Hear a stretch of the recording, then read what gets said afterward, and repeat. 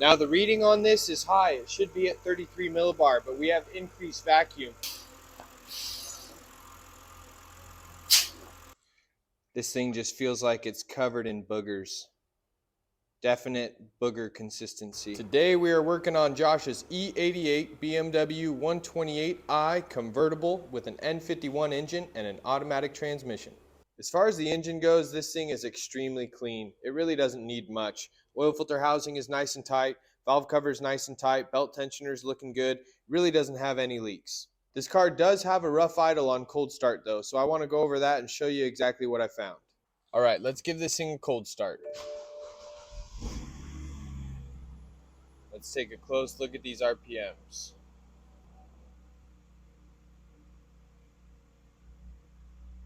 You can sort of hear it.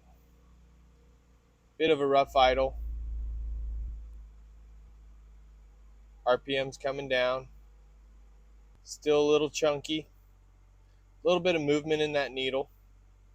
Just a little bit stumbly bumbly. Not enough to throw a check engine light, but definitely enough to notice to someone who is familiar with driving these cars. Now, if you've seen the channel for some time, you may have seen this spec sheet before. This is a vacuum reference sheet, and it has all of our engine designations for all of our BMWs as well as Mini Coopers. If you see here, we're looking for the N51 and the N52K. That's going to be 33 millibar for vacuum spec at the valve cover. Now, if we take this oil cap off, just like that, now we're going to install my manometer. And this has a custom oil cap with a hole drilled through it and a nipple up top so we can read vacuum with the manometer while the engine is still nice and sealed. Now I'm going to fire the car up and show you what I'm talking about.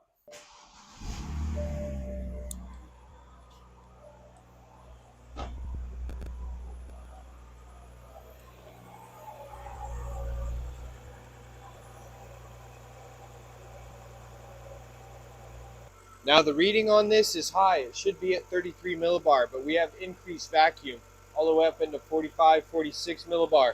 Also, if you remove the oil cap with the engine running, there's a lot of vacuum and it's audible.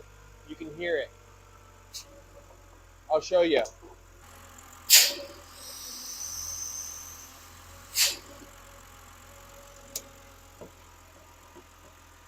Now for this N51 engine, we should be at 33 millibar of vacuum, yet we're at 45, 46, and 47 millibar. Now what this is telling us is there's a breather built into this valve cover on the N51s and the N52s. On the N51Ks, those are the ones with the metal valve covers, and instead of the breather being built into the valve cover, it is installed under the intake manifold above the starter, and that's the breather location on those engines. This is exactly why when I see a leaking valve cover gasket on these engines, I like to replace the entire valve cover assembly to prevent this exact issue from happening in the future. Now I passed all this information over to Josh yesterday, and it's not going to cause the car to have a catastrophic failure by any means, but eventually it will cause more rough running symptoms. The issue will get worse, the vacuum will increase, and the vehicle will not be running as good as it should be. So these valve covers should always be replaced if the gasket is leaking. We're not going to do the replacement today, but I thought that would be a useful bit of information for all you guys out there with an N51 or an N52 engine. And this testing method does apply for almost every BMW engine, including Minis. They all have a crankcase ventilation system, and they all tend to fail at one point or another. As far as what we can fix today, Josh's washer nozzles are not spraying any washer fluid, so I think that's where we're going to start. You can hear the pump working, but we're getting no fluid. Now these washer reservoirs are located in the fender well behind this front right tire, so that's where we're going to start.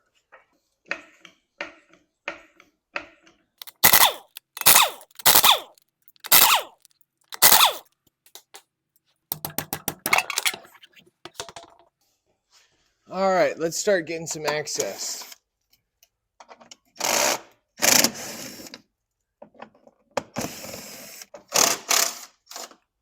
There's some riveted style, almost little push pins here, so we'll knock these out. We need to try to find the pins for reinstallation.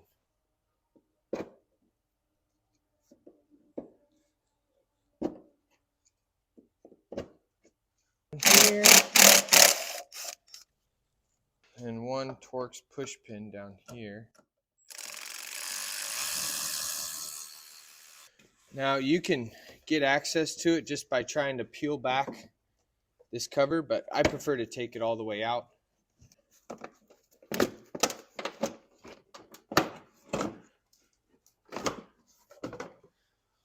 There we go.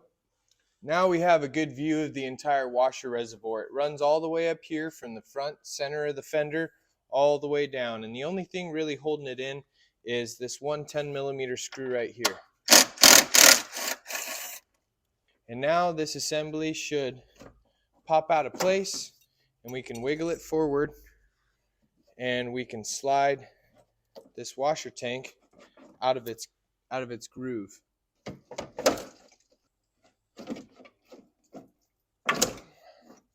Coming out a bit, this is a pretty big washer unit, right? It's pretty long. I think this harness is hanging it up, so let's pop this connector off here. Now I really want to pull this reservoir all the way out, but let's just pop this pump out and start getting this thing drained, because it's just got too much weight.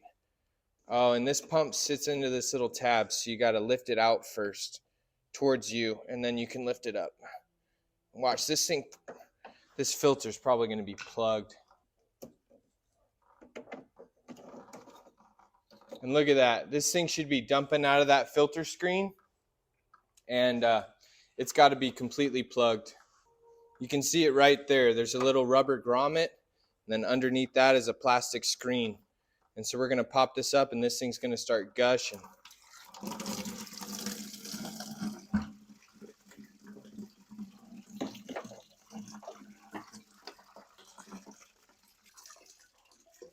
And there's our culprit. You see all that goo on that filter?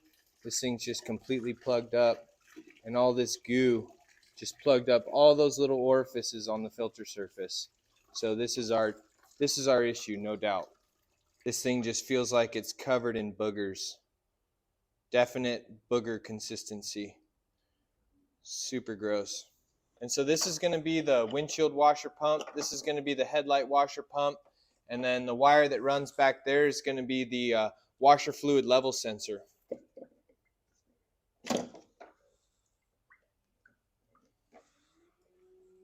This one looks a lot better. It's a lot thicker and meatier of a filter screen, but it does not look nearly as bad as the other one is. I'm going to pull the rest of the fluid out of this reservoir too, in case there's any gelled up washer concentrate down there in the base.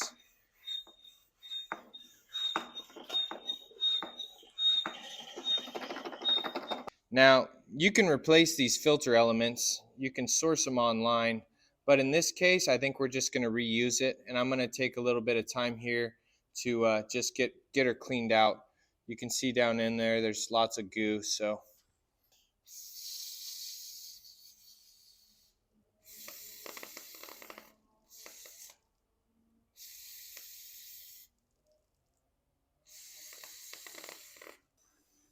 and you can see there's still goo ball in there. So I'm going to try to blow her out too.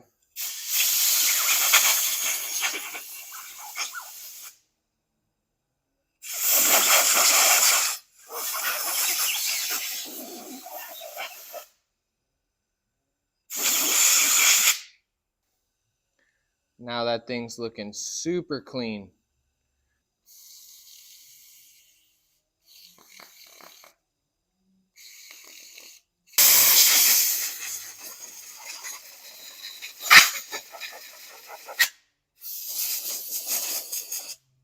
We need a brake cleaner sponsor. All right, let's get these reinstalled. Washer screen. Well, the filter screen just came off of the rubber schnubber, and now it dropped into the reservoir. So now I have to try to fish it out of here.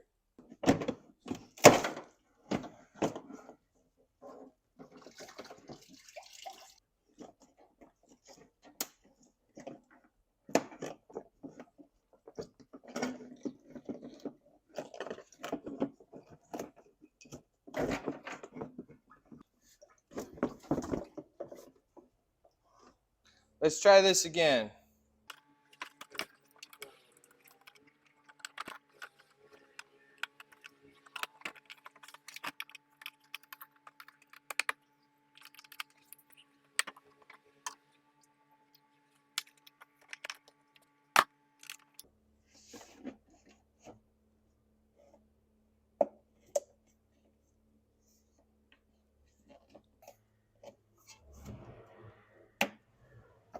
hate this part. Never wants to go back in.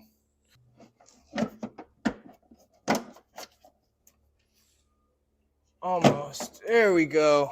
Nice. Finally dropped back in. All right, now we can throw our 10 back in. Poor skills. Oh, not bad. Then we got a checker for leaks, but we're looking good right now. And this is also the exact reason why I don't like windshield washer additives. I prefer to just use water on these BMWs. But if you do, just make sure it's a relatively low ingredient, cleaner windshield washer additive. But no leaks, so we're looking good. Hey, we got spray. Cool. So that is fixed. Let's put the car back together. All right, now time to put the fender liner back in. Then this lip here fits underneath and locks up into the fender. If you take this and try to pull it, you'll literally bend this fender lip out and cause problems. It's about there.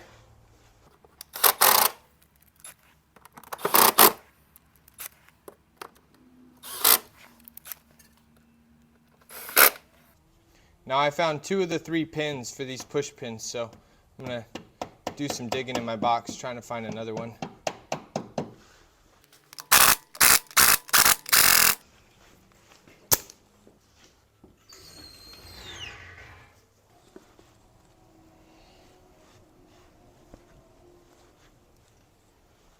Well, the washer pump issue is fixed and the diagnosis of the valve cover breather is completed.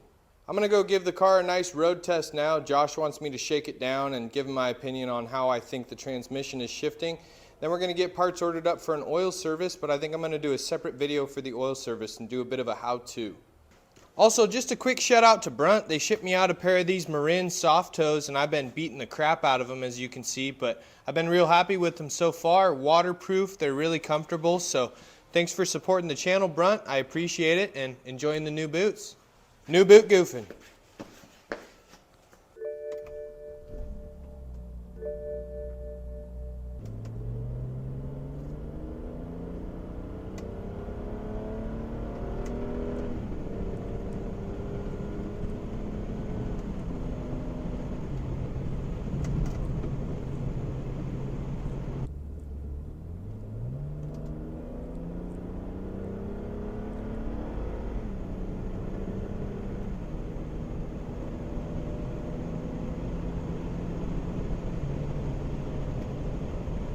I gotta say, it is a little bit clunky when it's upshifting under load. Let's put it in sport, see if that changes anything. Get a quick slow down here on the highway, nobody behind me.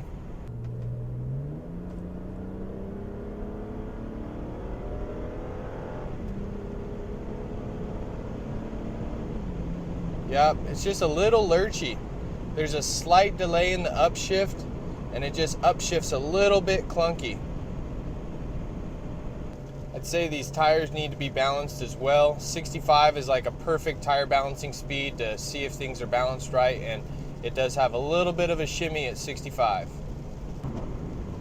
Oh yeah, look at those washers. Squirt, baby! Looking good. There's Old Glory.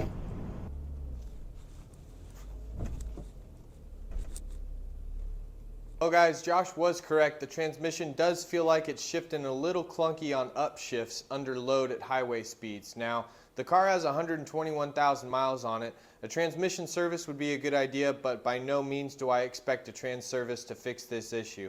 I did have a similar transmission in my E60 525, and whenever I was coming to a stop, on the downshift from second gear to first gear, the car would lurch forward real bad. And to fix that, I pulled the valve body out and then I replaced all the shift solenoids, and that ended up fixing the issue pretty well. However, I don't really know what to do on this one, so I'm going to head inside and do some more research on this issue, try to get back to Josh with an answer.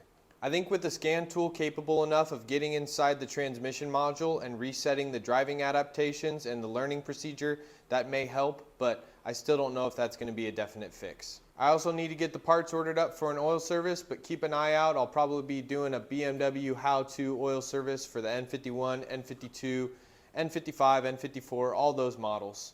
Should cover pretty much the basis. I hope you guys enjoyed, or I hope you learned something new, and as always folks, I will see you on my next day off. Cheers.